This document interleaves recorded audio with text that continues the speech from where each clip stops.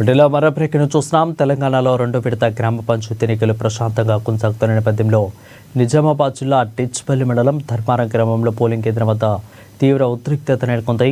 సర్పంచ్ పదవికి పోటీ పడుతున్న ఇద్దరు అభ్యర్థుల మధ్య తీవ్ర వాగ్వాదం జరిగింది. ఓ అభ్యర్థి వర్గం మరోవైపు పోలింగ్ బూత్ లోపల రిగ్గింగ్ చేస్తున్నారని, ఓటర్లను ప్రభావితం చేస్తూ అక్రమంగా ప్రచారం నిర్వహిస్తున్నారని పరస్పరం ఆరోపణలు చేసుకున్నాయి. ఇక ప్రత్యర్థి అభ్యర్థి మద్దతుదారులు పోలింగ్ కేంద్రం వైపు దూసుకెళ్లి ఆందోళనకు దిగారు. ఆందోళనకారుల్లో పోలింగ్ బూత్ లోపలికి ప్రవేశించి ప్రయత్నం చేయడంతో పోలీసులతో తోపులాట జరిగింది. ఇక ఇద్దరు దీంతో వారి పరిస్థితిని నియంత్రణలోకి తెచ్చేందుకు స్వల్పంగా లాఠీ చార్జీ జల్పించి ఆందోళనకారులను చెదరగొట్టారు. ఇక అనంతరం పోలింగ్ ప్రక్రియ సాధారణంగా కొనసాగుతుంది. ఇక రెండో విడత పంచాయతీ ఎన్నికల్లో నిజామాబాద్ జిల్లాలోని అనేక మండలాల్లో పోలింగ్ ఉత్సాహంగా సాగుతుంది.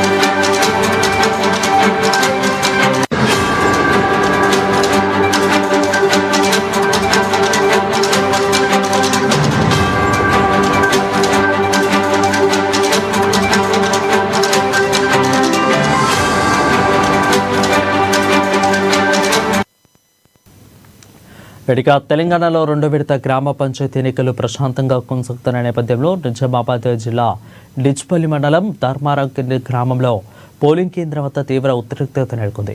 సర్పంచ్ పదవికి పోటీ పడుతున్న ఇద్దరు అభ్యర్థుల మధ్య తీవ్ర వాగ్వాదం జరిగింది. ఇక ఓ అభ్యర్థి వర్గం మరొక పోలింగ్ బూత్ ఒక్కరిపై పోలింగ్ బూత్ లోపల రిగ్గింగ్ చేస్తున్నారని, ఓటర్లను ప్రభావితం చేస్తూ అక్రమంగా ప్రచారం నిర్వహిస్తున్నారని పరస్పరం ఆరోపణలు చేసుకున్నాయి. ఇక ప్రత్యర్థి అభ్యర్థి మద్దతుదారులు పోలింగ్ కేంద్రం వైపు దూసుకెళ్లి ఆందోళనకు దిగారు. ఆందోళనకారులు పోలింగ్ బూత్ లోపలికి ప్రవేశించే ప్రయత్నం చేయడంతో పోలీసులతో తోపులాట జరిగింది. దీంతో వారు పరిస్థితిని నియంత్రణలోకి తీసుకొచ్చేందుకు స్వల్పంగా లాఠీలు జరిపించి ఆందోళనకారులను చెదరగొట్టారు. ఇక అనంతరం పోలింగ్ ప్రక్రియ సాధారణంగా కొనసాగుతుంది. ఇక రెండో విడత పంచాయతీ ఎన్నికల్లో నిజామాబాద్ జిల్లాలోని అనేక మండలాల్లో పోలింగ్ ఉత్సాహంగా సాగుతుంది.